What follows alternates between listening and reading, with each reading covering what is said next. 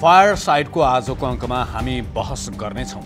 सङ्घीय लोकतान्त्रिक गणतन्त्रको संविधान जारी भएपछि बनेको अपार जनसमर्थन प्राप्त पहिलो सरकारले कार्यकाल नै पूरा नगरी किन गर्नु पर्यो प्रतिनिधि सभा विघटन? छँदाखाँदाको बहुमत प्राप्त प्रधानमन्त्रीले प्रतिनिधि सभा भङ्ग गरेर निर्वाचनमा जान गरेको निर्णयले निम्तिएको अस्थिरताको कारक के हो? पार्टी नै विभाजित हुने र आफ्नै शक्ति कमजोर हुने गरी प्रधानमन्त्रीले चालेको कदम स्वेच्छाचारी शैली र सनकको परिणाम हो या योजनाबद्ध? प्रतिनिधि सभा विघटनको मुद्दा अहिले अदालतमा विचाराधीन छ। प्रधानमन्त्री केपी ओली र उनी पक्षका नेता कार्यकर्ता विघटनको कदमलाई जायज र विधि मुताबिक ठहर्याउने हर सम्भव प्रयत्नमा लागिरहेका छन्। तर नेकपाकै दाहाल नेपाल समूह लगायत विपक्षी राजनैतिक दल, नागरिक समाज र संविधानवेत्ताहरू यसलाई गैर संवैधानिक र अलोकतान्त्रिक कदम भनिरहेका मात्र छैनन्, सडक सङ्घर्षमै उत्रिसकेका छन्। यस्ता चाहिँ तमासाहरूलाई चाहिँ के छ भनेदेखि जनताले जसले संविधान ल्याए उनीहरूले यसलाई दण्डित गर्नै पर्छ। मान्छेहरूलाई देवता बनायो, मान्छेलाई निरङ्कुश बनायो भने हुने घटना यही हो। नागरिक समाजले समेत सडक आन्दोलन थालेका छन्। पार्टीभित्रको विवादलाई पार्टीमै सीमित गर्न नसकेको सत्तारूढ दल विभाजित छ। ओली समूहले निर्वाचनको तयारीका लागि आह्वान गरिरहेका बेला सबैको ध्यान सर्वोच्च अदालतले गर्ने फैसलामा केन्द्रित छ।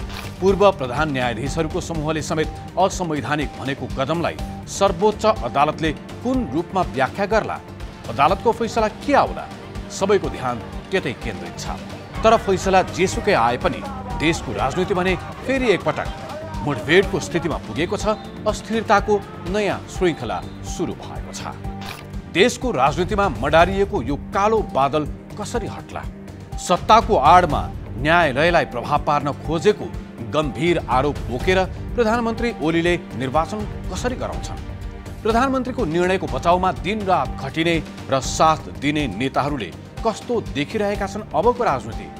फायर साइडको आजको अङ्कमा हामी यिनै प्रश्नको जवाफ खोज्नेछौँ र आज हामीसँग हुनेछन् नेकपा नेता महेश बस्नेत।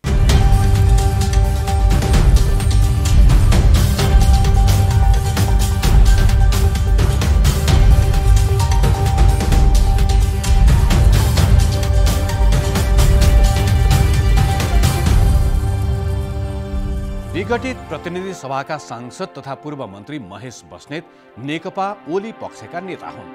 प्रधानमन्त्री ओली निकटस्थ मानिने बस्नेत चर्चा र विवादमा बराबर आइरहने नेता हुन्।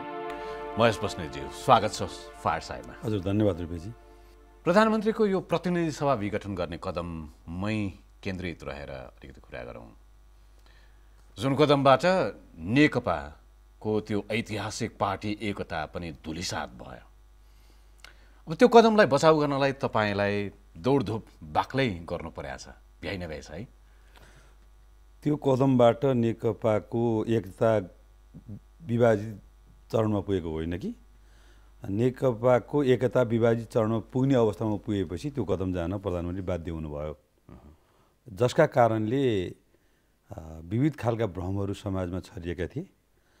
त्यो भ्रमबाट मुक्त बनाउनको निमित्त हाम्रो नेता पङ्क्ति, कार्यकर्ता पङ्क्ति र आम जन समुदायलाई पर्ने थियो र हामी त्यो दौरानमा गयौँ।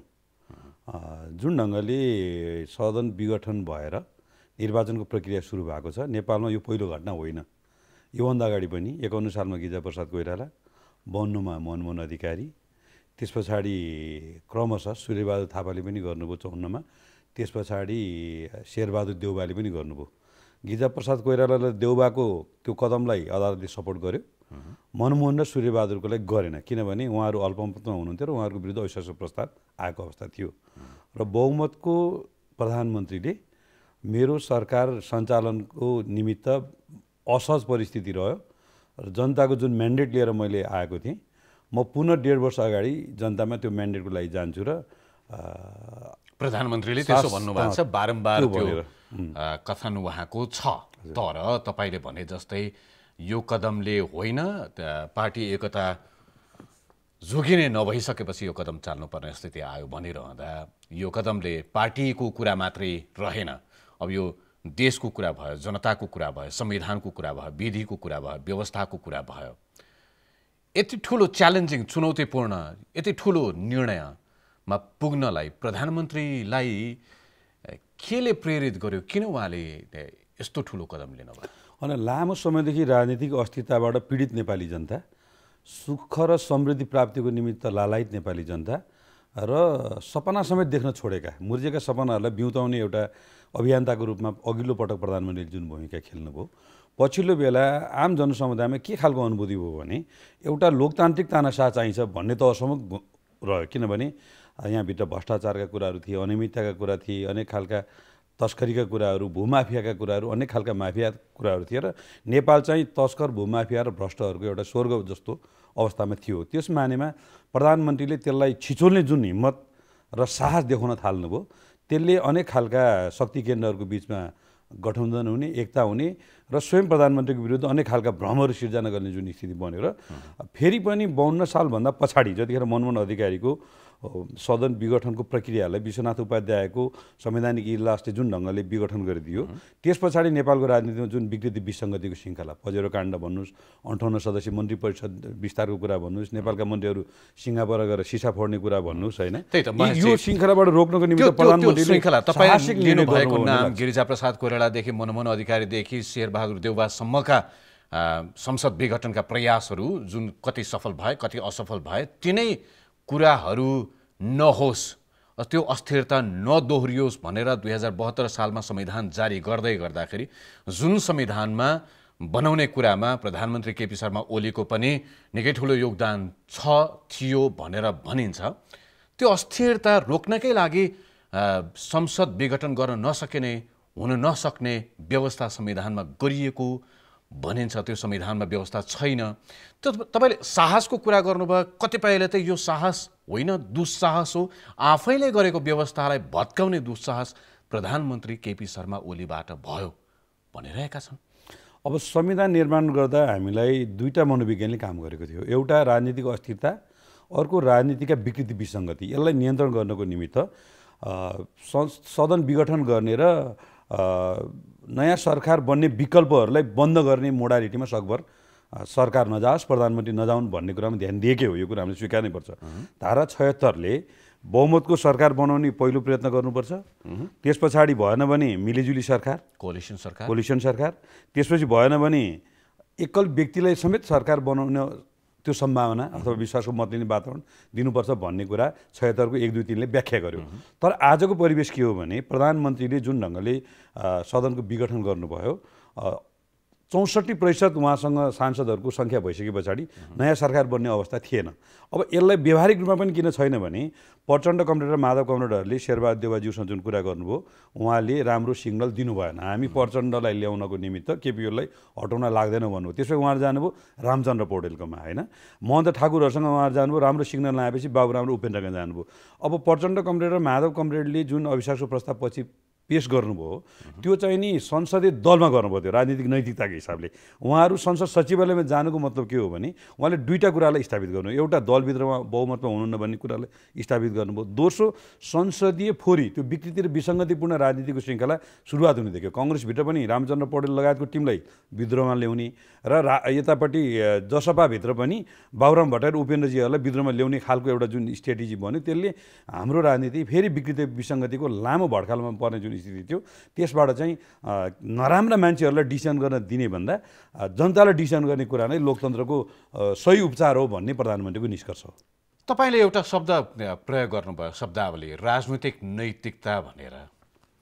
के जनताले 64% को बहुमतको सरकार बन्नको लागि म्यान्डेट दिइरहँदाखेरि तिमीलाई जहिले असहज लाग्छ त्यहीले प्रतिनिधि सभा विघटन गरे हुन्छ भनेर म्यान्डेट दिएका हुन्, त्यो राजनैतिक नैतिकता हो? अब नेपाली जनताले पटक पटक स्थिर सरकारको निमित्त बहुमत दिए, होइन, कङ्ग्रेसलाई पटक पटक दिए। 51 र 56 को कङ्ग्रेसका आन्तरिक द्वन्द्वका कारणले त्यो विभाजित भयो। आजको त्यो घटनालाई त्योसँग तुलना गर्न मिल्दैन, किन हामी नेकपा एमाले एक्लैले बहुमत पाएको होइन। हामीले जुन गठबन्धन बनायौँ, एमालेको बहुमत आएन। एमाले र माओवादी केन्द्रको बिचको गठबन्धनलाई जुटाउँदाखेरि हामी बहुमत प्राप्त गरेको। त्यसो हुँदाखेरि हामीले घर बनाउँदाखेरि जुन बारदली गाँच्छौँ नि, बारदली गाँच्दाखेरि जगमा ध्यान दिएन भने कहिलेकाहीँ त्यो बारदली चिरा परेर जान्छ नि। आज हाम्रो समस्या चाहिँ के हो भने नेपाल कम्युनिस्ट पार्टीले अथवा नेकपा एमाले प्राप्त गरेको मतलाई हामीले जोगाउन नसकेको होइन। दुईटा गठबन्धन बनाएर केपी ओलीले एउटा साहसिक निर्णय गर्न खोज्नु भएको थियो। प्रचण्ड कमरेडहरूको सत्ता लिप्साका कारणले यसलाई जोगाउन सकेन र धाँजा फाटेको स्थिति छ। र यो धाँजा फाटेको स्थिति चाहिँ नि विवादको तहमा। तपाईँले एकदम राम्रो कुरा गर्नुभयो। तपाईँले गठबन्धन सरकारको प्रारूपमा यसको जग बनेको थियो, पार्टी एकता भइसकेपछि त्यो फरक परेको दृश्य त भयो, तर त्यो चिरा परेको पार्टीभित्र चिरा परेको बेलामा संसद विघटन त कसरी त्यो राजनैतिक नैतिकता भयो भन्ने प्रश्न हो नि, होइन?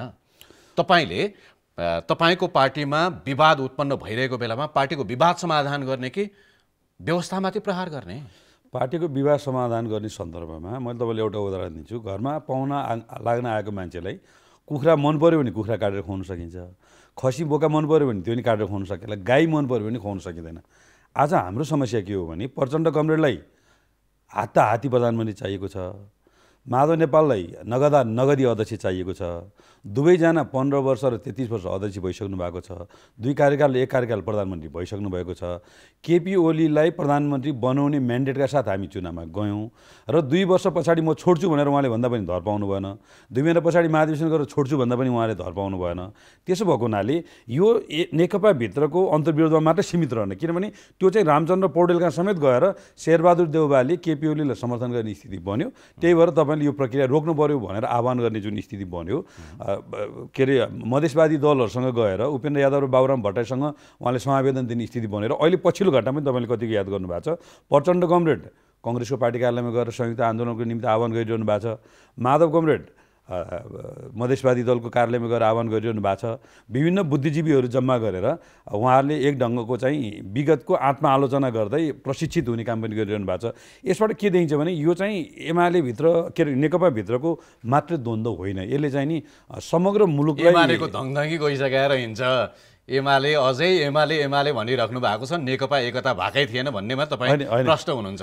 तपाईँले यो सबै व्याख्या गरिरहँदाखेरि प्रधानमन्त्रीसँग एउटा बाटो त थियो नि, संसदमा आफूलाई सर्वसम्मतले जुन संसदले प्रधानमन्त्री बनायो त्यो संसदमा उभिएर तपाईँहरूले मलाई विश्वास गर्नुहुन्न भने म पद त्याग्न तयार छु, होइन भने एकपटक फेरि विश्वासको मत मलाई जाहेर गर्नुहोस् भन्ने त्यति वैधानिक बाटो, त्यति सजिलो बाटो, त्यति लोकतान्त्रिक विधि हुँदाहुँदै तपाईँ जुन संसदको प्रतिनिधित्व गर्नुहुन्छ, जुन संसदमा जनताको प्रतिनिधित्व गर्नुहुन्छ, त्यो संसद नै भड्खालोमा हाल्ने काम त गर्न भएन होला नि त।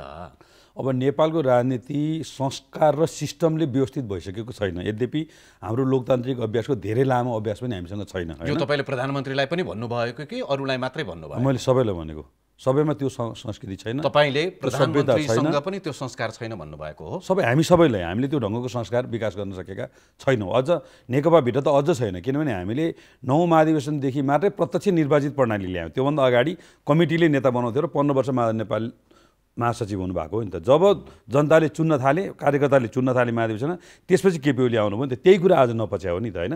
त्यसो भएको हुनाले प्रधानमन्त्रीले राजनीतिको सरल रेखालाई तपाईँ प्रश्न बुझेँ मैले। प्रधानमन्त्रीले योभन्दा अगाडि तपाईँले उल्लेख गरेकै नामहरू मध्येमा पनि कृष्णप्रसाद भट्टराईले उति बेला संसदमै उभिएर विश्वासको मत बहुमतमा हुँदै फेस गरेका होइनन् संसदलाई। त्यो नजिर पनि त छ नि।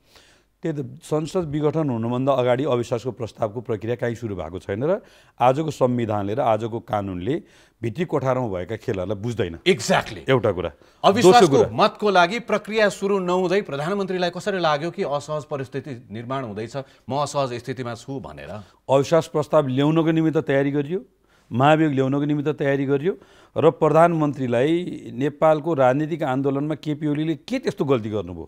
14 वर्ष जेल बसेर जो गणतन्त्र स्थापनाको लागि लाग्नुभयो, उहाँलाई अनेक खालका आरोप लगाउँदै जुन ढङ्गले बदनामीपूर्वक र बेइज्जतीपूर्वक हटाउने काम भयो। यतिसम्म कि दोस्रो पटक मृगलाई फेरेको बेलामा उहाँले मर्न हुन्छ भनेर, होइन, गाउँघरतिर एउटा भनाइ छ नि, आमा छोरा र छोरी रहेछन् रे, छोरालाई खेतीपाती गर्नु, छोरा भन्दा आमा मरिहाल्छन्, दिदीको बिहा भइहाल्छ, म लाहोर गइहाल्छु। भने जस्तै प्रचण्ड कमरेडले जे गर्नुभयो त्यो पछाडि नेपालको राजनीति विकृतिको भड्खालोमा फस्दैछ भनेर उहाँले राजनीतिको सरल रेखालाई होइन कि अलिकति फरक ढङ्गले राजनीतिलाई गाइड गर्न खोज्नुभयो र जनताको फैसलाबाट समृद्ध नेपाल, सुखी नेपाली, राष्ट्रिय एकताको अभियान, राष्ट्रिय अखण्डताको अभियान र सामाजिक न्याय र सामाजिक सुरक्षाको जुन अभियान केपीओले सुरु गर्नुभयो त्यसलाई दृढताका साथ अगाडि बढाउनु निमित्त त्यो फैसला चाहिँ जनतामा दिनुपर्छ भन्ने निर्णयमा उहाँ पुग्नु भएको अहिले। एक हिसाबले पार्टीभित्र नेताहरूसँगको विवाद प्रतिशोधपूर्ण सडकका भरमै मैले जे गर्छु त्यो नै ठिक हुन्छ, मैले नै हो देश चलाउने, म बाहेक अरू कोही छैन, तपाईँले भने जस्तै त्यो राजनीतिको सिधा बाटो, सरल बाटो, गतिवान बाटोमा लगाउन सक्ने, म बाहेक यो देशमा अर्को कुनै नेता छैन भन्ने नै उहाँको बुझाइ हो भन्ने हो। त्यस्तो भन्न त किन मिलेन भने उहाँले चैतमा महाधिवेशन गरौँ, म अध्यक्ष छोडिदिन्छु। अझ तपाईँले चैतमा गरेर भ्याइँदैन भन्नुहुन्छ भने नीति महाधिवेशन र नेतृत्व चयनको महाधिवेशन छुट्टा छुट्टै गरौँ, माघ फागुनमा पनि म छोडिदिन्छु। एउटा विधि, एउटा महाधिवेशनबाट निर्वाचित एकीकरणको प्रक्रियाबाट आएको अध्यक्षलाई एउटा विधिबाट फाल्ने होला नि त। त्यस पछाडि 2 वर्ष पछाडि हुने निर्वाचनमा म प्रतिनिधि सभाको सदस्य पनि हुन्न। त्यस पछाडि तपाईँ प्रधानमन्त्री बन्नुहोस्। जनताको चाहना स्थिर सरकार हो। स्वयं प्रचण्डले पनि प्रत्यक्ष निर्वाचित राष्ट्रपतिको शासकीय स्वरूप निर्माण गर्नको निमित्त संविधान निर्माणमा एजेन्डा बनाएर जानुभयो। माधव नेपाल र झलनाथले प्रत्यक्ष निर्वाचित प्रधानमन्त्री बन्नुभयो। संसदीय प्रणाली अवलम्बन गरिरहँदा पनि यद्यपि संविधान शक्ति सन्तुलनको दस्तावेज भएको हुनाले कङ्ग्रेसको एजेन्डामा तत्कालीन एमाले र माओवादी केन्द्रले सहमति गर्यो। त्यसो गरिरहँदा पनि 2 वर्षभन्दा बढी अविश्वास प्रस्ताव ल्याउन नपाउने प्रावधान राखियो। जब 2 वर्ष पुग्यो, जब केपी ओलीको मृगौला प्रत्यारोपण सफल भयो दोस्रो पटकको, त्यस पछाडि प्रचण्ड कमरेड र माधव कमरेडले निन्दा लागेन। उहाँहरूलाई पदको होटुटी सुरु भयो। उहाँहरूको महत्त्वकांक्षाका कारणले मुलुक फेरि विकृति विसङ्गतिको ठुलो खाडामा फस्ने स्थिति भएपछि केपी ओलीले यो विकृति विसङ्गति हटाउनु निमित्त कुचो लिएर सुरु गर्नुभएको थियो होइन। अरिङ्गाल र बारुलाले टोके। हामीले त के भनेका छौँ भने कुचो मात्रै लिएर होइन, अब आवश्यक पऱ्यो भने राँको पनि लिनुपर्छ। किन अरिङ्गाल र बारुलाहरू जो चाहिँ नि यो मुलुकको अहिले पनि भने मैले भ्रष्टाचार, तस्करी र माफिया तन्त्र जुन ढङ्गले मौलाइरहेको छ त्यसको विरुद्ध दृढताका साथ उभिने नेता केपी ओली हो। यदि केपी ओलीले कमजोर ढङ्गले लचिलो तपाईँले भनेको जस्तो सरल रेखाले मात्रै सोचेको हो भने सायद केपी ओलीमाथि भौतिक रूपमा पनि ठुलै आक्रमण भइसक्थ्यो कि भन्ने तहसम्मको आन्तरिक रूपमा चाहिँ हाम्रो बुझाइ छ। केपी ओलीको त्यो अडान, त्यो दृढता र राज्यका प्रचार हाम्रो बुझाइ हो। त्यो राज्यको सम्पूर्ण संयन्त्रलाई जुन ढङ्गले उहाँले लिड गर्नुभयो र त्यस मानेमा आज केपी ओलीले चाहिँ मलाई लाग्छ सङ्कट भनेर जुन भनिएको छ यसलाई बडो सहज ढङ्गले पार लाउनुहुन्छ र जनताको अभिमतबाट सङ्कटलाई पार लाउने विधि नै लोकतन्त्रको विधि हो। निर्वाचन मान्दिनँ, आवधिक निर्वाचन मान्दिनँ भन्ने कुरा लोकतन्त्रवादी हुँदैन। तिनीहरू चाहिँ कि नक्कली लोकतन्त्रवादी हुन् कि चुनाव हारिन्छ भनेर डराएका लोकतन्त्रवादी हुन्। त्यो प्रश्नमा बचाउ गरिराख्नु भएको छ। प्रधानमन्त्रीको यो कदमका बारेमा सार्वजनिक वृत्तमा विपक्षी दलहरूको कुरा त एउटा भइ नै हाल्यो। बुद्धिजीवीहरूले चिया पसलमा धरी के कस्ता कुरा भइरहेका छन् भन्ने कुरा त तपाईँले सुन्नु नै भएको होला। गाह्रो भइरहेछ है तपाईँहरूलाई बचाउ गर्न चाहिँ। होइन, आजको जुन सूचना प्रविधि युगलाई हामीले सदुपयोग गरिरहेछौँ कि दुरुपयोग गरिरहेका छौँ यो कुरा हामीले बडो गम्भीर समीक्षा गर्नुपर्छ। हेर्नुहोस् होइन, रूपचन्द्र विष्टले थाहा अभियान किन सुरु गर्नुभयो? उहाँले के भन्नुभयो भने हाम्रो जस्तो अविकसित मुलुकमा चाहिँ मान्छे भ्रममै जन्मिन्छ, भ्रममै हुर्किन्छ र भ्रममै मर्छ। आजका हाम्रा बुद्धिजीवी साथीहरू महान्यायाधिवक्ता नपाएर, न्यायाधीश नपाएर, श्रीमतीले न्यायाधीश नबनाइदिएर यस्ता अनेक कारणले उहाँहरूको अनेक व्याख्याहरू हुन थालेका छन्। आफूले डेमोक्रेट भन्ने साथीहरू, एकजना डेमोक्रेट बुद्धिजीवीको अस्ति भाषण सुने मैले, म त आजीवन केपी ओलीलाई खेदिरहेको थिएँ, आजीवन विरोध गरिरहेको थिएँ, म आफूलाई डेमोक्रेट भन्थेँ, वास्तवमा म सही रहेछु, प्रचण्ड र माधव नेपाल पनि मेरो लाइनमा आउनुभयो भनेर भाषणै गर्नुभयो होइन। भनेपछि आज हामीले सूचना प्रविधिको युगलाई जुन ढङ्गले गलत उपयोग गरिरहेछौँ, 100 जना फेक आइडी खोलेका मान्छेहरूले सरकार र चाहिँ नि संस्था जुन खालका चाहिँ स्थापित संस्थाहरूको विरुद्ध जुन अभियान चलाइरहेका छन् हामी त्यसैमा बहकिएका छौँ। र केही प्रायोजित मिडियाहरू होइन, म एकदम नामै लिएर भन्नुपर्दा हाम्रा पार्टी अध्यक्ष कमरेड प्रचण्डद्वारा प्रायोजित केही मिडियाहरूले जुन ढङ्गले रोइलो गरिरहेछन् यो कुराले जनतामा भ्रम गएको छ।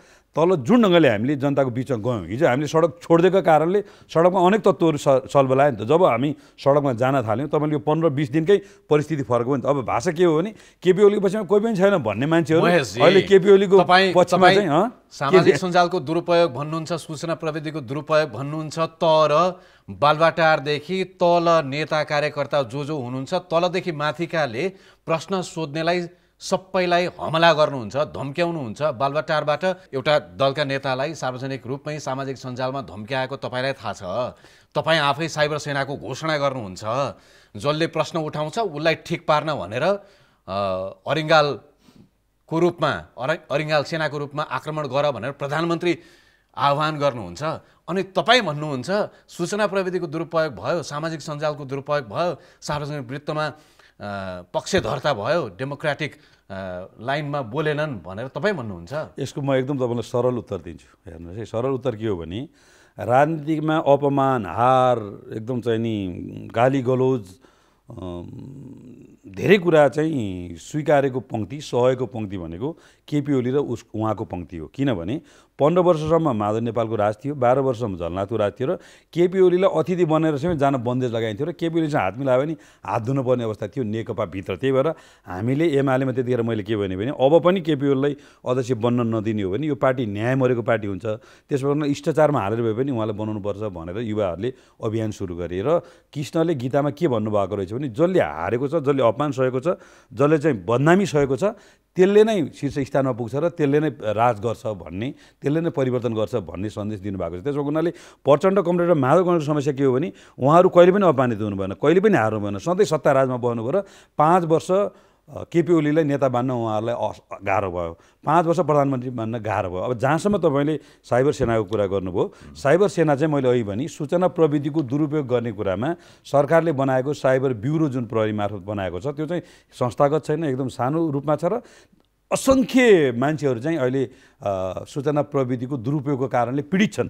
उहाँले सहजीकरण गर्नको निमित्त हो साइबर सेनालाई त्यो ढङ्गले प्रयोग गर्नुपर्छ। सेना पनि शब्दले त्यसमा पनि ओली पक्षीय निर्णय कदमहरूलाई बचाउ गर्नको लागि साइबर सेनाको घोषणा गर्नु भएको होइन। प्रधानमन्त्रीले आफ्ना कार्यकर्ताहरूलाई, आफ्नो विरुद्धमा लाग्नेहरूलाई अरिङ्गालको शैलीमा प्रत्याक्रमण गर्नको लागि आह्वान गर्नुभएको होइन र नेकपाका ओली पक्षीय कित्ता सबैले त्यसै हिसाबले हमला गर्ने, धम्क्याउने काम गरिरहेका होइनन्। कतिपय व्यक्तिका शिल स्वभावका कुरा होलान्, म तपाईँको त्यो कुरामा सहमति छु। कतिपयका क्षुद्र शैली हुन्छ, कतिपयको नरम शैली हुन्छ। त्यो बालुवाटार वरिपरि धेरै छ, त्यो हुन पनि सक्छ। म त्यसमा धेरै टिप्पणी मेरो मुखबाट बोल्न नलाउनुहोस्, त्यो हुन पनि सक्छ, मेरा पनि फरक मत छन् त्यसमा होइन।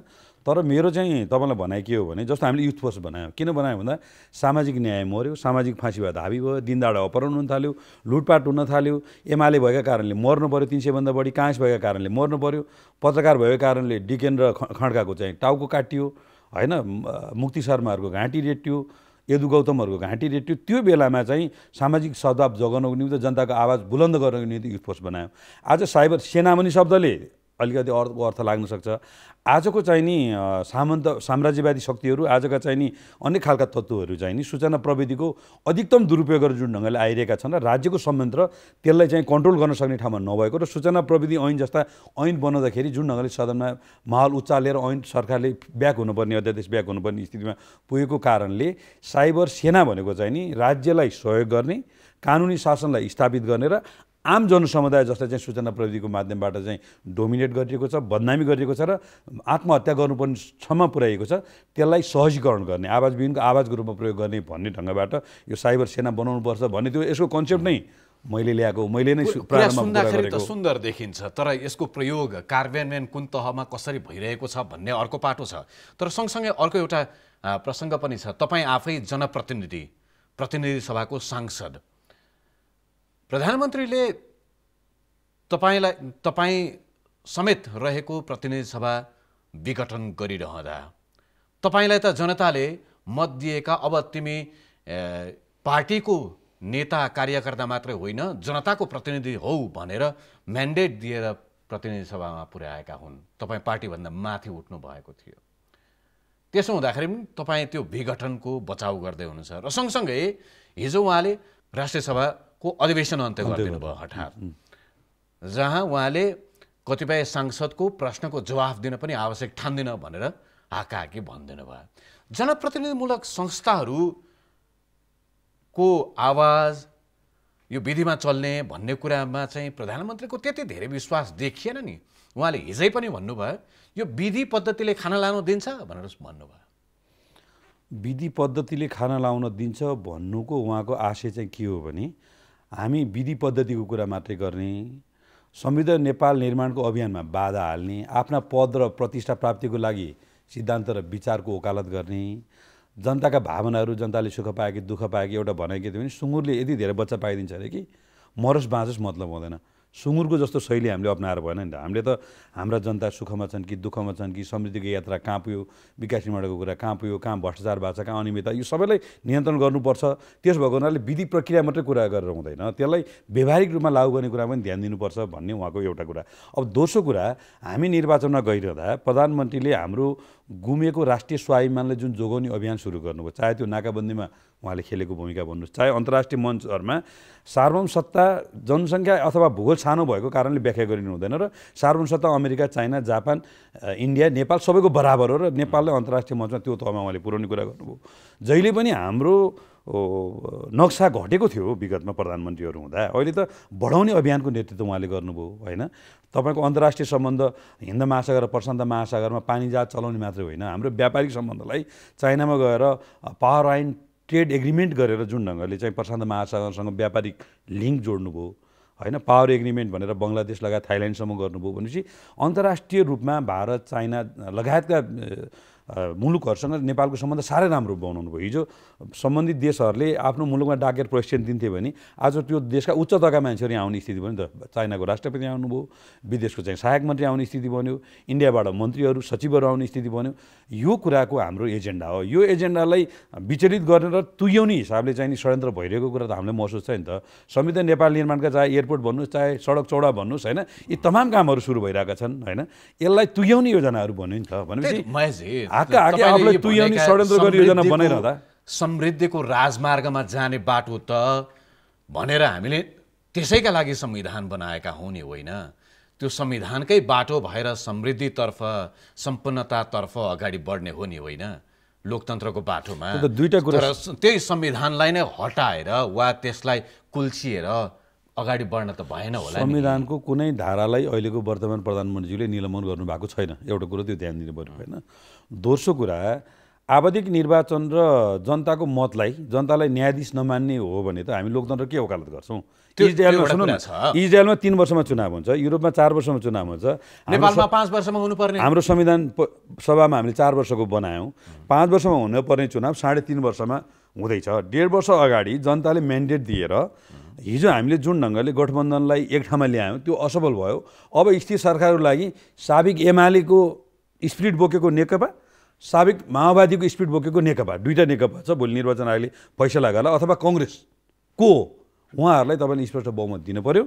केपी ओलीले सुरु गर्नुभएको जस्तो भ्रष्टाचार विरुद्धको अभियान भनौँ न, आज अख्तियारको प्रमुख आयुक्त जेलमा भएको स्थिति हामीले कल्पना गर्न सक्थ्यौँ। सदस्य राजनारायण पाठकजी होइन, त्यस पछाडि आएर विजय कुमार गच्छेदारजी निलम्बन भएको स्थिति हामी कल्पना गर्न सक्छौँ। मोहम्मद अख्तर आलम त्यति शक्तिशाली सांसद जेलमा भएको स्थिति, अथवा हामीभित्रकै पनि ठुला नेताहरू जेलमा रहेको स्थिति परिकल्पना हामीले गर्न सकेका थिएनौँ नि त। भनेपछि ललिता निवास काण्ड, व्हाइट बडी काण्ड, बाहिर देखावटी रूपमा काँक्रो चोरेर आफू खाने, बिहा चाहिँ केपी ओलीकै निदाना टाँसिदिएर आरोप लगाउने। तर भित्री रूपमा यी समग्र प्रक्रिया जब छानबिन हुन्छ, काहीँ देउबा जोडिनु भयो होला, काहीँ माधव नेपाल जोडिनु भयो होला, काहीँ प्रचण्ड जोडिनु भयो होला, काहीँ को जोडिनु भयो होला, त्यस पछाडि रोइलो भएको होइन।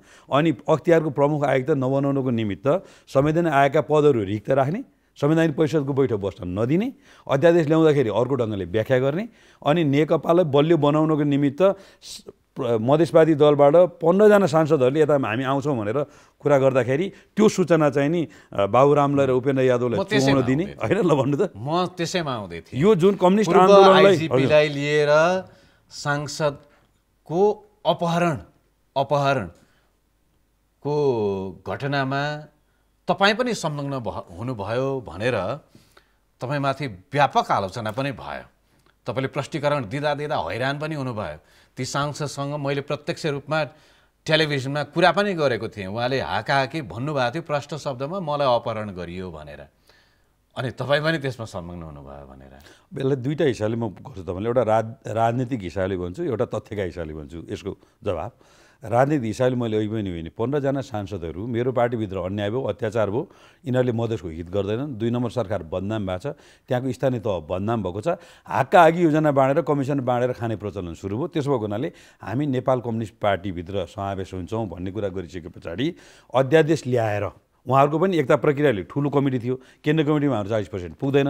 त्यही भएर अध्यादेश मार्फत हामीलाई नेकपामा प्रवेश गराउनुहोस् भन्ने कुरा भयो। प्रधानमन्त्रीले प्रचण्ड र माधव नेपालसँग एकदम सरल मनसाले यो कुराको चाहिँ छलफल गर्नुभयो। उहाँले बाबुराम र चाहिँ नि उपेन्द्र यादवलाई भनिदिनु भयो र बाबुरामजी र चाहिँ बाबुरामजीको पिए विश्वदीप कि के भन्ने साथी गइसके पछाडि यसलाई नाटकीय ढङ्गले उहाँले व्याख्या गर्नुभयो। यो बिचमा तुइयो। यसबाट के बुझिन्छ भने कम्युनिस्ट आन्दोलनलाई बलियो बनाउने कुरा उहाँहरू लाग्नु भएको थिएन, उहाँहरू बेइमानीका साथ लाग्नु भएको थियो भन्ने कुरा अहिले इतिहासले पुष्टि गर्यो। अब जहाँसम्म पार्टी फुटाएर आफ्नो पार्टी बलियो बनाउने, आफूलाई ठुलो बनाउने, शक्तिशाली बनाउने प्रयत्न अध्यादेशै ल्याएर भयो। लोकतन्त्र भनेको चाहिँ के हो भने अर्काको पार्टीले कमजोर देखाएर आफ्नो पार्टी बलियो बनाउने, अर्को पार्टीलाई हराएर आफ्नो पार्टी जित्ने लोकतन्त्रको विशेषता हो।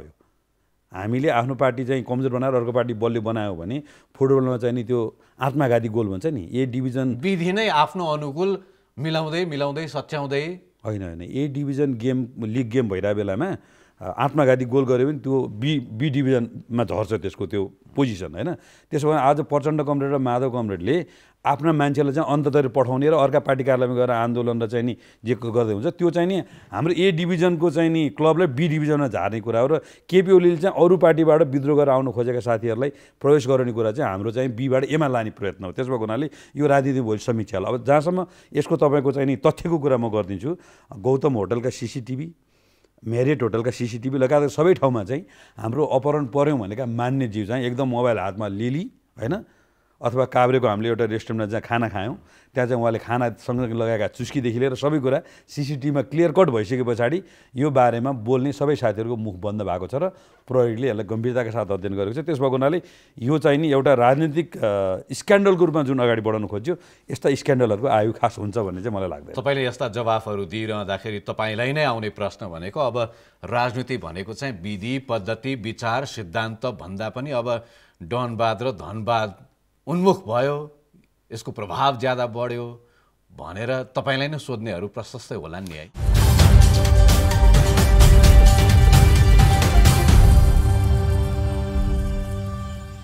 राजनीति भनेको चाहिँ विधि पद्धति विचार सिद्धान्त भन्दा पनि अब डनवाद र धनवाद उन्मुख भयो, यसको प्रभाव ज्यादा बढ्यो भनेर तपाईँलाई नै सोध्नेहरू प्रशस्तै होला नि है। म चाहिँ 23 वर्षको उमेरमा गाविस अध्यक्ष भएँ, युवा आन्दोलनमा काम गरेँ र मेरो चाहिँ नि अहिलेसम्म म चाहिँ नि केपी कमरेडसँग नजिक भएको कारणले उहाँको आशीर्वादले यहाँ पुगेँ भनेर कसैले भन्छ भने म बडो च्यालेन्ज दिन सक्छु। किनभने म 3 वर्ष सांसद हुँदा देशभरिका कुनै सांसदसँग म च्यालेन्ज गर्न सक्छु। प्रचण्ड कमरेडको क्षेत्र, अस्ति रुकुम गएँ, प्रभाकरको क्षेत्र, प्रभाकरको सदरमुकामभन्दा महेश बस्नेत चाहिँ नि तपाईँको बालकोट जुन टोला भन्नुहुन्छ त्यो टोल राम्रो छ तपाईँको टोल होइन, म च्यालेन्ज गर्न सक्छु। प्रचण्ड कमरेडको कुनै क्षेत्रभन्दा मेरो क्षेत्र त्यति बलियो छ। म युवासँग काम गर्दा सशक्त ढङ्गले काम गरेँ।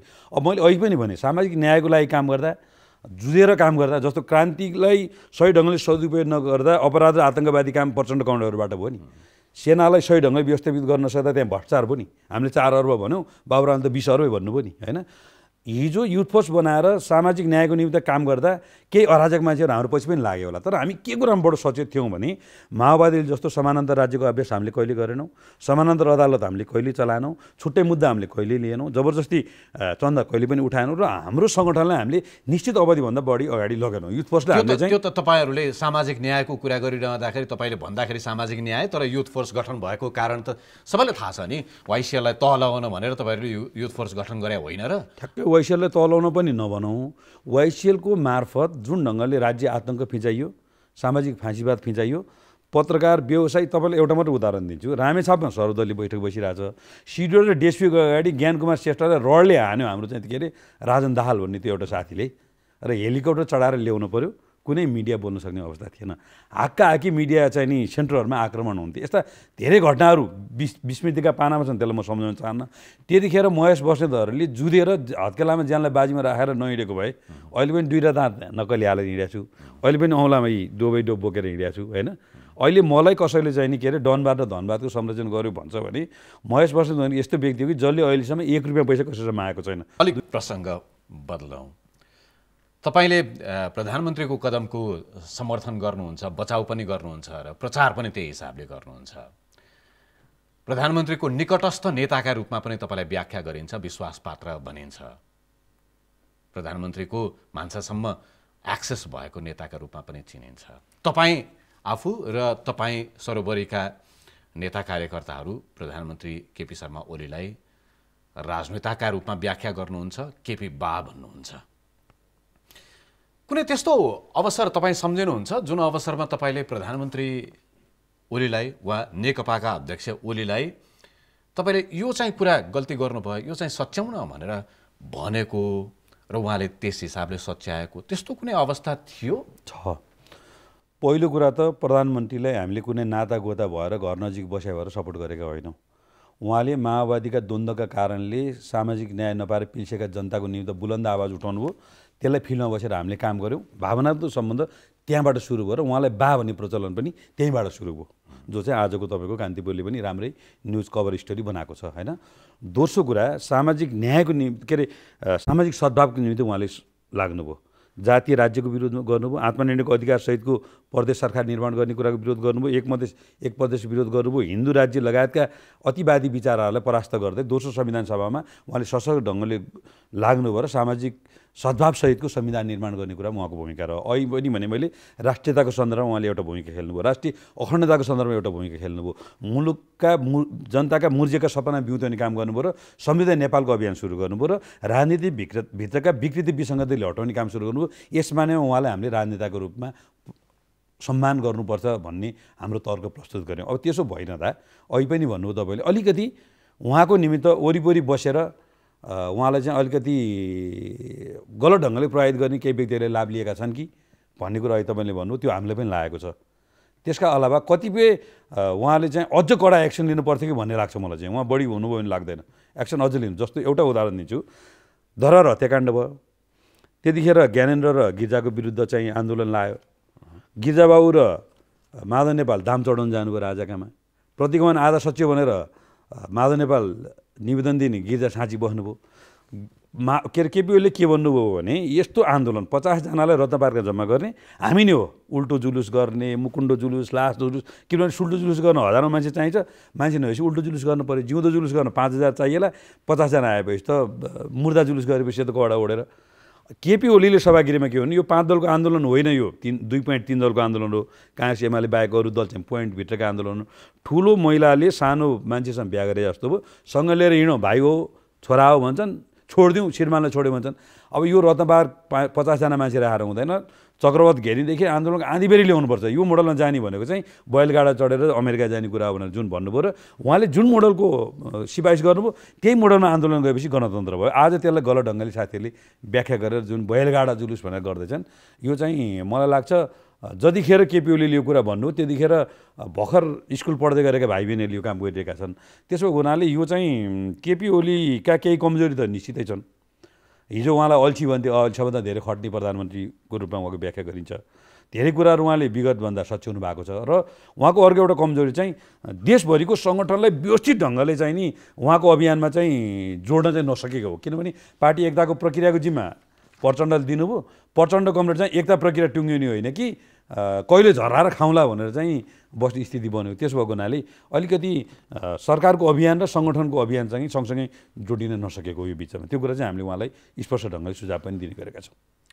प्रधानमन्त्रीले पूर्व प्रधान न्यायाधीशहरूको अभिव्यक्तिलाई लिएर धम्क्याउने राष्ट्रिय सभाबाटै आफू विरुद्ध, आफ्नो कदम विरुद्ध विपरीत खालको टिप्पणी गर्नेहरूलाई भित्तैमा पुग्ने गरेर तुच्छ शब्दमा गाली गर्ने, निन्दा गर्ने, यो कुरा पनि तपाईँहरू समर्थन गर्नुहुन्छ है? प्रधान न्यायाधीशहरूले स्वतन्त्र न्यायपालिकालाई प्रभाव पार्ने काम गर्न पाइन्छ कि पाइँदैन? उहाँहरू प्रधानमन्त्रीले चाहिँ प्रभाव पार्न पाइन्छ कि पाइँदैन? पाइन्छ। म यसमा कार्यपालिका प्रमुखले न्यायपालिकाले गरिरहेको न्यायपालिकामा विचाराधीन विषयमा आम रूपमा पाइँदैन, प्रभाव पार्ने, दबाब दिने, गर्न पाइने पूर्व प्रधान न्यायाधीशहरूले आफ्नो जनताको हैसियतमा, नागरिकका हैसियतमा राखेको टिप्पणी, राखेको विचारलाई वर्जित गर्न पाइन्छ? होइन, म त्यही सोच्न जाँदैछु। पूर्व प्रधान न्यायाधीशहरूले चाहिँ के कुरा स्वीकारेर जानुभएको छ भने हामी पूर्व प्रधान न्यायाधीश भएपछि मानव अधिकारको अध्यक्ष बाहेक अन्त हामी अब जिम्मेवारी लिँदैनौँ र हाम्रो चाहिँ नि जुन स्वतन्त्र जुन अधिकारहरू छ त्यसलाई चाहिँ हामीले एउटा उसभित्र एउटा चाहिँ अनुशासनभित्र राखेर हामी जान्छौँ भनेर त्यो पोस्टमा उहाँले शपथ खाएको हुन्छ र उहाँ प्रधान न्यायाधीश हुँदा पूर्व प्रधान न्यायाधीशहरूले त्यसरी दबाब दिएको कुरालाई उहाँले पनि स्वीकार्नुहुन्थेन होला र संवैधानिक इजलासले गरिरहेको फैसलालाई प्रभावित गर्ने ढङ्गले उहाँले गतिविधि दिनु हुँदैन। शम्भु थापाले मिल्छ, किनभने शम्भु थापा एउटा वकिल हो र एउटा पक्षको तर्फबाट उहाँले वकालत गर्न मिल्छ, तर प्रधान न्यायाधीशले मिल्दैन। प्रधानमन्त्रीले किन मिल्छ भने प्रधानमन्त्रीले चालेको कदमको विरुद्ध च्यालेन्ज गरेर जब अदालतमा प्रक्रिया अगाडि बढ्छ, प्रधानमन्त्री र महान्यायाधिवक्ताले त्यो बारेमा वकालत गर्न पाइन्छ, बहस गर्न पाइन्छ, स्पष्ट पार्न पाइन्छ। आम रूपमा व्यवस्थापिकाको र न्यायपालिकाको अधिकारलाई कार्यपालिकाको प्रमुखले स्वीकार्नुपर्छ, किनभने त्यो शक्ति सन्तुलनको सिद्धान्तले त्यसलाई स्वीकार्नुपर्छ। आम रूपमा आफ्नो कर्तव्य र अधिकारभित्र हामी सीमितै हुन्छौँ, तर प्रधानमन्त्रीको विरुद्ध च्यालेन्ज गरेर सर्वोच्च अदालतमा अथवा चाहिँ नि अन्य निकायमा कसैले उजुरी गर्छ भने त्यसलाई प्रतिरोध गर्ने र प्रतिवाद गर्ने कुरा चाहिँ प्रधानमन्त्रीको नैसर्गिक अधिकार हो। त्यही भएर यो विषयमा त्यो नैसर्गिक अधिकार भनेको नागरिक समाजले सडकमा ओर्लिएर तिम्रो कदम गलत छ भनेर भनिरहँदाखेरि तिमी प्रायोजित हौ भनेर भनिदिने, मिडियामा कसैले बोल्यो कदम असंवैधानिक छ भनेर भन्दाखेरि मिडिया नै प्रायोजित हो भनेर भनिदिने, त्यो पनि प्रधानमन्त्रीको नैसर्गिक अधिकार हो। सुन्नु न, नागरिक समाजले जुन कुरा गर्यो उहाँले भन्नै पर्दैन नि, त्यो त स्वतः सिद्ध भएको छ। मैले अहिले पनि भने नि, एउटा डेमोक्रेट बुद्धिजीवीको तर्क मैले तपाईँलाई सुनाएँ नि, म आजीवन उहाँको चाहिँ नि विरोधी थिएँ, तर पुष्टि भएन। उहाँले के भन्न सक्नुपर्छ भने अहिलेको केपी ओलीको संसद विघटनको प्रक्रिया बेठिक हो भने गिरिजाप्रसाद कोइराला र शेरबहादुरले गरेको संसद विघटनको प्रक्रिया ठिक हो कि बेठिक हो त? हिम्मतकै साथ भन्नु पर्यो नि। उहाँले मात्रै होइन, यो पक्षमा वकालत गर्ने गगनजी र रामचन्द्र पौडेल पनि यस जवाफ दिनुपर्ने होला नि। अनि अहिले केपी ओलीको उति बेलाको संविधान अनुसार जे ठिक थियो त्यो भयो, जुन भएन संविधान अनुसार भएन त्यो त अदालतले नै बदर गरेको त इतिहासमै छ नि। त्यही नहोस् भनेर संविधानमा, यो पटकको संविधानमा संसद विघटन गर्ने अधिकार प्रधानमन्त्रीलाई छैन, त्यस्तो विशेष अधिकार संविधानमा छैन, खुला सत्य होइन। त्योभन्दा अगाडि एउटा पोइन्ट भनेर यसमा म जान्छु। जस्तो माधव नेपालले मनमोहन अधिकारीको सरकार हुँदा उहाँ रक्षा मन्त्री, केपी ओली गृहमन्त्री, त्यो संसद विघटनको विरुद्ध विश्वनाथ उपाध्यायको फैसला विरुद्ध मसाल जुलुस बाल्न हामीले लाउनुभयो। हामी युवा विद्यार्थीमा नेतृत्वमा थियौँ त्यतिखेर। अहिले त्यसको विरुद्ध उहाँले बोल्नु आउनुहोस्। त्यही भएर उहाँले नैतिक रूपमा कि त्यो मनमोहन अधिकारी गरेर बेठी गर्नु पर्यो। अब मैले भने, अब तपाईँले भने पोइन्टमा म आएँ, संविधानमा त्यो र अहिलेकोमा सारमा केही फरक छैन, रूपमा मात्रै केही फरकहरू हुन्। रूपमा फरक के हो भन्दाखेरि जस्तो अल्पमतको प्रधानमन्त्रीले पनि संसद विघटन गर्यो, अविश्वासको प्रस्ताव दर्ता भएको प्रधानमन्त्रीले पनि संसद विघटन गर्यो, तर बहुमत भएको प्रधानमन्त्रीले संसद विघटन गर्ने प्रक्रियालाई विगतमा पनि अदालतले मान्यता दियो, अहिले पनि मान्यता दियो। संसदभित्र अर्को सरकार बन्ने, वैकल्पिक सरकार बन्ने अवस्था नभएको अवस्थामा अब किन छैन भन्दाखेरि संसद सचिवालयमा उहाँले अविश्वास प्रस्ताव दर्ता गर्नुभएको छ।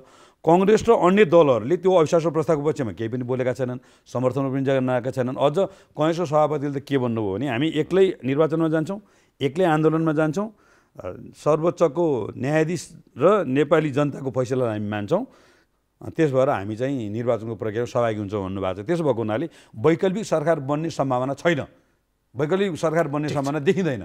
त्यसो भएको हुनाले यो फैसला धारा 76 को यो व्याख्या चाहिँ नि हामीले त्यो ढङ्गले व्याख्या गरिरहेका छौँ। मलाई जहाँसम्म लाग्छ अब सर्वोच्च अदालतले न्यायिक फैसला गर्ला भन्ने लाग्छ मलाई चाहिँ। त्यसो भए के मान्ने, प्रधानमन्त्री केपी शर्मा ओलीले प्रतिनिधि सभा विघटन र निर्वाचनको यो घोषणा पूर्ण योजनाबद्ध ढङ्गले नै गर्नुभएको हो? जहिले पनि क्रिया बराबर प्रतिक्रिया हुन्छ। समकक्षी र समकालीन प्रतिपक्षले जुन रणनीतिका साथ आउँछ, सम्बन्धित दल र सम्बन्धित व्यक्तिले पनि त्यही रणनीतिका साथ जान्छ। उहाँलाई गलत्याउने, उहाँलाई अपमान गर्ने, उहाँलाई चाहिँ राजनीतिबाट समाप्त गर्ने जुन षड्यन्त्रका साथ आफ्नै पार्टीका नेताहरूले अन्य पार्टीका विद्रोही नेताहरूसँग साँठगाँठ गर्दै विभिन्न शक्ति केन्द्रहरू धाउँदै जुन ढङ्गले गतिविधि गर्न खोज्नुभयो त्यसलाई काउन्टर दिँदै यो समग्र फैसला जनताको बिचमा हामी लान्छौँ। दुधको दुध पानीको पानी छुट्याउने राजहंसको भूमिका तपाईँले निर्वाह गरिदिनुहोस्। 1.5 वर्ष अगाडि हामी तपाईँकोमा आयौँ भनेर जुन केपी ओलीले जुन निर्णय गर्नुभयो, यो निर्णय चाहिँ आज समकालीन अवस्थामा यसको न्यायोचित समीक्षा नहोला, किनभने प्रेसर सुगर बढेको बेलामा अपरेसन गर्दा बिरामी पनि मर्न सक्छ। 2-4 वर्ष पछाडि यसको सही मूल्याङ्कन हुन्छ। हेर्नुहोस्, एउटा कुरा बताइदिनुहोस्, अब हुन त प्रधानमन्त्रीले अब संसद पुनर्स्थापना कुनै पनि हालतमा हुँदैन भनेर भनि नै राख्नु भएको छ। यदि सम्मानित सर्वोच्च अदालतबाट संसद पुनर्स्थापना भयो, प्रतिनिधि सभा पुनर्स्थापना भयो भने अनि त्यसपछि उहाँको मुभ के हुन्छ? त्यस्तो भयो भने पनि राजनीतिलाई विकृति र विसङ्गतिबाट मुक्त गराउने कुरा र समृद्ध नेपाल र सुखी नेपालीको बाँकी कार्यभार पुरा गर्ने कुरामा उहाँले भूमिका खेल्नुपर्छ। राजनीति प्रचण्ड कमरेडको हातमा जाला भन्ने मलाई लाग्दैन, किनभने धेरै पटक सरकार फेरेको र धेरै पटक पार्टी फोरेको इतिहास उहाँसँग छ। उहाँले क्रान्तिका नाउँमा धेरै हुने नहुने कर्म गर्नुभएको छ। फेरि पनि मन लाग्छ नेपालको लोकतन्त्रका लागि लडेका दलहरू मूलत अहिले पनि भन्नु हो तपाईँले एमालेको धङधगी स्वाभाविक हो। एमालेको ब्याकग्राउन्ड भएको नेकपा र कङ्ग्रेसको बिचमा एउटा उच्च तहको समझदारी बनाएर यो मुलुक अगाडि बढाउनुपर्छ भन्ने मेरो चाहिँ बडो स्पष्ट मान्यता छ। र क्रान्तिका नाउँमा अपराधीकरण र क्रान्तिका नाउँमा अनेक खालका नौटङ्की गर्ने व्यक्तिहरूलाई यो मुलुकको शासन सत्ताको चाहिँ जिम्मा दिन हुँदैन। त्यस्तो भयो भने पनि तत्कालीन एमालेको ब्याकग्राउन्ड भएको केपी ओलीको नेकपा र काङ्ग्रेसको बिचमा एउटा उच्च तहको समझदारीबाट बाँकी 2 वर्ष चलाउनुपर्छ। तर त्यसो भयो भने प्रधानमन्त्रीले केही हदसम्म आफ्नो नैतिकताका आधारमा पनि सत्ता छोड्नुपर्ने वा फेरि संसद एकचोटि फेस गर्नुपर्ने भएमा राष्ट्रपतिले पनि महाभियोगको सामना गर्नुपर्ने स्थितिहरू पनि त आउलान् होइन। अनि राष्ट्रपतिलाई पनि आग्रहले महाभियोग त ल्याइएला। विगतमा प्रधान न्यायाधीश सुशीला कार्कीजीले पनि ल्याइएकै थियो। त्यतिखेर पनि केपी ओलीले सुझबुझपूर्ण फैसला गरेर शेरबहादुर देउवाजीले सम्झाएर त्यो फिर्ता गराउनु भएकै हो। राष्ट्रपतिको विरुद्ध ल्याउने महाभियोग भनेको त पुरा आग्रहपूर्ण तरिकाले आउँछ। मलाई लाग्छ त्यो कुनै पास हुने त्यो सम्भावना म देख्दिनँ। जहाँसम्म प्रधानमन्त्रीले नेपालको राजनीतिलाई शुद्धिकरण र समृद्धिको दिशामा लैजाने निमित्त उच्च तहको लोकतान्त्रिक अभ्यास गरिरहेका दलहरू र उहाँले जुन एउटा परिपूर्ण लोकतन्त्रको व्याख्या गरिरहनु भएको छ त्यसलाई सफल बनाउनु निमित्त एउटा उच्च तहको समझदारी बन्ला भन्ने मलाई चाहिँ लाग्छ। ठिक छ। अब सदर भएन, पुनर्स्थापना भएन भने त्यसपछिको राजनीतिक परिदृश्य चाहिँ के हुन्छ? निर्वाचन गर्नका लागि घोषणा गरिएको हो कि अहिलेका लागि भनिदिउँ निर्वाचन यसै टारौँला 2-4 वर्ष सत्ता त जोगिहाल्छ भन्ने मनसाय पनि कतै कतै छ। अब राजनीतिमा चाहिँ रामकृष्ण ढकालको यो त सब भन्ने कुरा नहो भन्ने छ नि एउटा गीत, त्यस्तै जस्तो पनि हुन्छ कहिलेकाहीँ। आज काङ्ग्रेसले गरेको विरोध कार्यक्रम भनेको निर्वाचनको तयारी हो। बडो स्पष्ट ढङ्गले हामीले बुझ्नुपर्छ। आज चाहिँ मधेसवादी दलहरूले जुन तल सभा गर्न थाले त्यो निर्वाचनको तयारी हो। सर्वोच्च अदालतको फैसला नआउन्जेल विरोधको नाउँमा निर्वाचनको तयारी हुन्छ। फैसला आइसकेपछि हामी सबै निर्वाचनको प्रक्रियामा जान्छौँ। अब प्रचण्ड कमरेड र माधव कमरेड जानुहुन्छ कि जानुहुन्न त्यो चाहिँ म अहिले भन्न सक्दिनँ, किनभने उहाँले केपी ओलीको विरुद्ध ठुलो उभार आउँछ। राजा ज्ञानेन्द्रको विरुद्ध चाहिँ नि 62-63 आएको जस्तो आउँछ भन्ने परिकल्पना थियो। अब घोडा चढेर तोरीबारी हेर्दा सबै फुल्या देखिन्छ। जब तोरीबारीमा गइन्छ धेरै तोरी नफुल्या पनि देखिन्छ। उहाँहरू जब मैदानमा जानुभयो नफुलेका तोरी धेरै देख्नु भएको छ। त्यही भएर उहाँहरू चाहिँ अहिले एकता प्रक्रिया जोगाउनुपर्छ भनेर वामदेव कमरेड मार्फत अनेक प्रस्ताव पनि ल्याइरहनु भएको छ। अब प्रचण्ड कमरेड र माधव कमरेडको पार्टी बाहेक सबै पार्टी निर्वाचनको प्रक्रियामा जान्छ र उहाँहरू लतारेर आउनुहुन्छ। निर्वाचन आयोग तयार छ, सुरक्षा निकाय तयार छ, राज्यको सिङ्गो समेत तयार छ। त्यसो भएको हुनाले निर्वाचनको माहौल सर्वोच्च अदालतको फैसला पछाडि कसैले रोक्न सक्दैन भन्ने लाग्छ मलाई। बडा कन्फिडेन्टली भन्दै हुनुहुन्छ तपाईँले। पुष्पकमल दाहाल र माधव नेपालको पार्टी भनेर भनिरहँदा पार्टी अब फुट्यो, सक्यो यो पार्टी होइन। नेकपा भन्ने कुनै एकीकृत पार्टी थियो भनेर अब इतिहास मात्रै भयो। अब यो 2टा पार्टी भयो, नाम मात्रै तय हुन बाँकी भयो, कानुनी मान्यता मात्रै हुन बाँकी भयो। होइन, मैले कन्फिडेन्ट हुनुमा काङ्ग्रेसलाई पनि के लागेको छ भने नेकपा हिजो गठबन्धन बनाएको हुनाले हामीले हार्यौँ, नेकपाको विभाजनको फाइदा हामीले लिनुपर्छ भन्ने लागेको छ। त्यसमा रामचन्द्र पौडेल र गगनजीहरू किन सहमत हुनुहुन्न भने महाधिवेशन पछाडि त्यो गरियो भने कङ्ग्रेसको निर्णयको अधिकार हामीसँग आउँछ, देउवालाई हराउन सकिन्छ र भोलिको प्रधानमन्त्री बन्ने सम्भावना हुन्छ। महाधिवेशन अहिलेको पछि भन्ने द्वन्द्व मात्रै हो, त्यो बाहिर प्रकट नभएको मात्रै हो। उहाँहरूको त्यो देख्छु म। अब बाबुराम भट्टराईले तपाईँको यो प्रतिक्रियाबाट मैले के बुझिरहेको छु भने प्रधानमन्त्रीले एउटा तीर छोडेर चारतिर निशाना लगाउनु भयो भन्ने पनि बुझेँ। आजको परिवेशले जो काङ्ग्रेसमा त्यही खालको विवाद खडा गरिदिने, अरू दलहरूमा पनि त्यही किसिमको विवादहरू खडा गरिदिने, माधव नेपाल पुष्पकमल दाहाललाई छाउछुउ पार्ने, अब के गरौँ भनेर सोच्ने स्थिति बनाइदिने ठुलै खेल छ यसमा। होइन, आजको परिवेश प्रधानमन्त्रीले चाल्नुभएको कदम र दलका नेताहरूको स्वार्थका कारणले सबै दलभित्र चिरा परेका छन्। अब नेकपाभित्र पनि राम्रै चिरा परेको छ, काङ्ग्रेसभित्र पनि राम्रै चिरा परेको छ, मधेसवादी दलभित्र पनि राम्रै चिरा परेको छ। हामी एउटै फ्रेमभित्र छौँ। बढी साँठगाँठ चाहिँ नेपाली काङ्ग्रेसका सभापति शेरबहादुर देउवासँग सिसा फुटिसकेको छ। एजेन्डाका हिसाबले शेरबहादुर देउवा र केपी ओलीको एजेन्डा मिलेको छ। शेरबहादुर देउवाले काङ्ग्रेस भएर सोचेको कुरा ठिक छ भन्ने मलाई लाग्छ, किनभने नेकपा विभाजित भएको अवस्थामा आफ्नो पार्टीलाई बलियो बनाउने अवसर छोड्नु हुँदैन भन्ने उहाँको मनोविज्ञान छ। अब रामचन्द्र पौडेलको कुरा चाहिँ महाधिवेशनबाट शेरबहादुर देउवालाई हरायो भने अर्कोचोटि 17 पटक हारेको जोग यही बेला फेर्न सकिन्छ, प्रधानमन्त्री बन्ने सम्भावना हुन्छ कि भोलि चाहिँ संयुक्त सरकार बन्ने स्थिति बन्यो भने पनि भन्ने उहाँको लुप्त चाहनाहरू छन्। गगनजीको पनि अहिलेको पोजिसनलाई चाहिँ भोलि महामन्त्री अथवा लान सक्यो भने यो पार्टीको चाहिँ शीर्ष तहमा यो मुलुकमा म पुग्छु भन्ने लुकेको गुप्त चाहना होला। त्यसमा पनि हाम्रो केही भन्नु छैन। चुनाव अगाडि नै महाधिवेशन गर्दा पनि भयो। अब राजपा लगायतका दलहरू पनि एकीकरणको अवस्थालाई उपयोग गरौँ भन्नेमै छन्। उहाँहरूको एकीकरण भएको अवस्था छ। त्यसो भएको हुनाले नेकपाको विभाजन चाहिँ नि हामी फ्रेमबाट फुटिसकेका छौँ। टुक्राउने कसले भन्ने छ। प्रचण्ड र माधव कमरेडहरू हामी पार्टी टुक्र्यौँ भन्ने नैतिक साहसका साथ जान सक्नु भएको छैन। अब निर्वाचन आयोगले विद्यमान कानुनका आधारमा उहाँहरूको दाबीलाई पुष्टि गर्न सकिरहेको छैन। जुन दिन उहाँहरूले नैतिक रूपमा हामी फुट्यौँ सूर्य चिन्ह हामीलाई चाहिँदैन भनेको दिन कुरा क्लियर हुन्छ। आफू अलग अलग भएको कसरी कानुनी रूपमा अलग भएको कसरी घोषणा गर्छन्, कसरी अलग हुन्छन्, कसरी छुट्टिन्छन् भनेर हेरिरहेका छन्। के भन्नुहुन्छ तपाईँ? होइन, राजनीतिकमा नैतिकताको ठुलो कुरा हुन्छ। प्रचण्ड कमरेडले हिजो लीलानाथ श्रेष्ठको सूर्य चिन्हलाई 3 दिनसम्म थुनेर जित्ने, आफ्नो छोरीलाई रेणुजीलाई भरतपुरमा चाहिँ नि त्यो ढङ्गले जिताउने, यदु गौतम सूर्यलेको हुनाले घाँटी रेट्ने, यस्ता असङ्ख्य श्रृङ्खलाहरू छन्। त्यही भएर प्रचण्ड कमरेडले सूर्यको भोटो लाएर निर्वाचन आयोग र माइती घरमा त्यो बिचरा प्रचण्ड बन्ने होइन। उहाँले इमान्दारिताका साथ गोलाकारभित्रको हैँसा हतौडा लिनुपर्छ र पार्टी हामी चाहिँ फुटेको घोषणा गर्ने हिम्मत गर्नुपर्छ। त्यो दिन विवाद सकिन्छ। नत्र निर्वाचन आयोगलाई यताबाट तपाईँहरूले गर्नुहुन्छ? हामी त गर्छौँ नि, किनभने सूर्य चिन्ह त साबिक एमालेको लिगेसी भएको पार्टीले नै पाउनुपर्छ नि त, होइन? त्यो कुरा त एकदम स्वाभाविक हो नि। सूर्य चिन्हमाथि दाबी गर्ने, कार्यालयहरूमाथि दाबी गर्ने, खाताका पैसा भटाभट झिक्ने, यो चाहिँ राजनीतिको अनैतिकताको पराकाष्ठा हो भन्ने लाग्छ। यो मोडलमा चाहिँ प्रचण्ड कमरेडहरू कमसेकम नगइदिए हुन्थ्यो भन्ने लाग्छ मलाई चाहिँ। अब निर्वाचन आयोगलाई तपाईँहरूले अप्ठ्यारोमा पारिदिनु भएको छ। पार्टी एकता भएको 5 वर्षसम्म त पार्टी फुट्नै पाउँदैन। तपाईँहरू अलग अलग भएको घोषणा गर्नुहुन्छ। निर्वाचन आयोगमा पत्र पनि सही ढङ्गले बुझाइदिनुहुन्न। अप्ठ्यारो भयो नि त। त्यो त पार्टी विभाजित भएको होइन, एकता प्रक्रिया टुङ्गिएको। हाम्रो वामदेव गौतमको बडो स्पष्ट यसमा भनाइ छ क्या।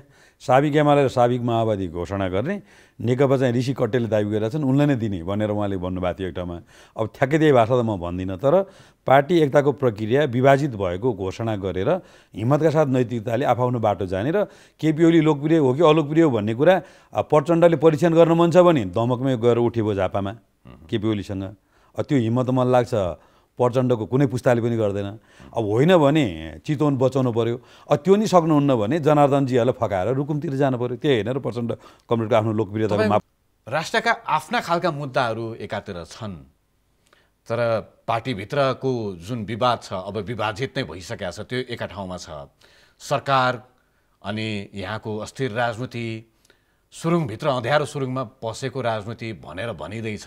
यो अवस्था एकातिर छ। यही बेलामा परराष्ट्र मन्त्रीलाई दर्जनौँ राष्ट्रिय एजेन्डा बोकाएर प्रधानमन्त्रीले भारत पठाउँदै हुनुहुन्छ। आवश्यक किन पर्यो यति बेला? अब यी सबै एजेन्डा थाँती छैनन्। यी एजेन्डाहरूलाई तीव्र गतिमा अगाडि बढाउन बाधा हालिएको छ। 365 दिनमा चाहिँ 120 दिन चाहिँ प्रचण्ड कमरेडसँग मिटिङ गरेर प्रधानमन्त्रीको समय सकिएछ। हिजो एउटा तथ्याङ्क निस्क्यो होइन। उहाँले त भन्नुभयो 325वटा बैठक भएछन् भनेर। हो, अनि त्यस पछाडि परराष्ट्र मन्त्रीज्यू अहिले जाने कुरा चाहिँ नियमित प्रक्रिया हो, कुनै आकस्मिक प्रक्रिया होइन। भारतको चाहिँ विदेश सचिवदेखि लिएर भारतको मोदीको प्रतिनिधित्व गर्दै विभिन्न कूटनीतिक नियोगका र सुरक्षा निकायका साथीहरू समेत आएर प्रधानमन्त्रीलाई भेटेर भारत र नेपाल बिचमा देखिएको सीमा समस्या र विशेष गरेर हाम्रो लिपुलेक, लिम्पियाधुरा र कालापानीको जमिनलाई फिर्ता गर्ने सन्दर्भमा ठोस सहमतिको वातावरण बन्ने स्थिति भइरहेको बेलामा परराष्ट्र मन्त्रीजीको भ्रमण यो नियमित भ्रमण हो र मलाई लाग्छ यसले नेपाल र भारत बिचको सम्बन्धलाई एउटा नयाँ उचाइमा पुर्याउनेछ र विगतदेखि नै आफूलाई मन पर्दा भारतको जय, आफूलाई मन नपर्दा भारतलाई गाली गरेर खान पल्केका नेपालको राजनीतिहरूलाई एउटा सबक सिकाएर भारतसँगको सम्बन्धलाई चाहिँ दीर्घकालीन र संस्थागत बनाउने अभियान मेरो सरकार लागेको छ। त्यसले एउटा परिणाम दिन्छ भन्ने लाग्छ। प्रश्नलाई अलिकति रिफ्रेम गर्छु, अलिक छोटोमा जवाब दिनु होला। के यो भ्रमण भनेको परराष्ट्र मन्त्रीको भारत भ्रमण भइरहँदाखेरि यो भ्रमणको उद्देश्य प्रधानमन्त्रीको जुन पछिल्लो कदम छ जसलाई गैर संवैधानिक, असंवैधानिक, अलोकतान्त्रिक भनेर व्याख्या गरिँदैछ, अधिकांशले भनिरहेका छन्, त्यो कदममा भारत सरकारको नैतिक समर्थन खोज्ने प्रयत्न हो? नैतिक समर्थन त अस्ति तपाईँकै कार्यक्रममा मैले सुने कमरेड प्रचण्डले के भन्नुभयो भने चाइनाले त लोकतान्त्रिक अभ्यास गरेको थिएन, भारत किन बोलेन, युरोपियन युनियन किन बोलेन, संवैधानिक कु भयो भन्नुभयो नि। त्यो प्रचण्डको मनको संवैधानिक कु हो। यसको फैसला कुनै निश्चित प्रायोजित मिडियाले गर्ने होइन, यसको फैसला कुनै निश्चित प्रायोजित सोसियल मिडियाले गर्ने होइन, यसको फैसला त अदालतले गर्ला, निर्वाचन आयोगले गर्ला। यति त कुराउन हामी अब जहाँसम्म भारतको कुरा तपाईँले गर्नुभयो, नेपालको हितको निमित्त भारतले गर्ने सबै फैसलालाई हामीले स्वीकार्नुपर्छ। नेपालको हितको निमित्त चाइनाले गर्ने हामीले सबै सहयोगलाई हामीले स्वीकार्नुपर्छ। हामीले भारत अथवा चाइनाको हितलाई ध्यान दिएर नेपालको हित गर्ने जुन परम्परा विगतमा थियो त्यसलाई तोड्ने हिम्मत केपी ओलीले गर्नुभएको छ। नेपालको हितको निमित्त भारत, चाइना अथवा चाहिँ युरोपियन युनियन, अमेरिका, जापान जस्ता हाम्रा एकदम सहयोगी र मित्र राष्ट्रहरूलाई चाहिँ हामीले सदैव सहयोग लिनुपर्छ, चाहे त्यो राजनीतिक एजेन्डा होस् चाहे अरू एजेन्डा होस्। यसलाई गलत ढङ्गले व्याख्या गर्नु हुँदैन। मेरो त बडो स्पष्ट लागि परराष्ट्र मन्त्री जाँदै हुनुहुन्छ होइन, मूलत भारतसँगको सीमा लगायतका समस्या, कालापानी लिम्पिया धुरा लिपुलेको समस्यालाई सल्भ गर्ने ढङ्गले वार्ता हुन्छ। अब यी कुराहरू पनि अनौपचारिक ढङ्गले छलफल हुन सक्छन् नि त। यसलाई धेरै अन्यथा ढङ्गले किन बुझ्नु पर्यो हामीले, होइन र? हस्, प्रधानमन्त्री केपी शर्मा ओलीका कदमहरूलाई तपाईँले साथ दिइरहँदाखेरि, समर्थन गरिरहँदाखेरि, बचाउ गरिरहँदाखेरि उहाँबाट कुनै दिन त्रुटि, गल्ती, कमजोरी भयो भने त्यो पनि सच्याउने र झकझकाउने हिम्मत, साहस, प्रयत्न तपाईँबाट होस् भन्ने हामी कामना गर्छौँ। फायर साइडमा समय दिनुभएकोमा धन्यवाद। जस आज मलाई यो मौका दिनुभयो, जुन धेरै कुरा स्पष्ट पार्ने मौका दिनुभयो, रुपेशजीलाई म धेरै धेरै धन्यवाद दिन चाहन्छु। Thank you.